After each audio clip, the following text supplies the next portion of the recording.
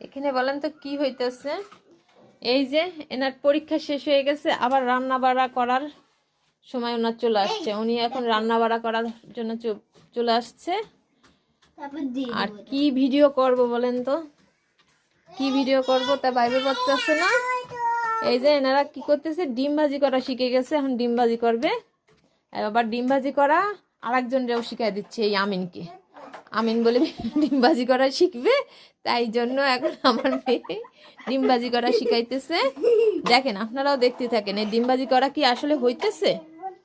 তাও আবার বলে এমনি পোস্ট হবে না, পেঁয়াজ দিয়ে মাখাইয়া মাখাইয়া ডিম ভাজি করবে।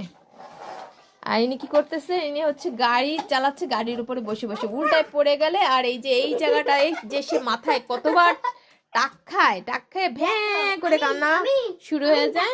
আমও হাতে না ছিটা লাগে। দেখো এই যে ডিম ভাজিটা আসলে হইতেছে কি না আপনারা একটু জানায়েন। বিসমিল্লাহ।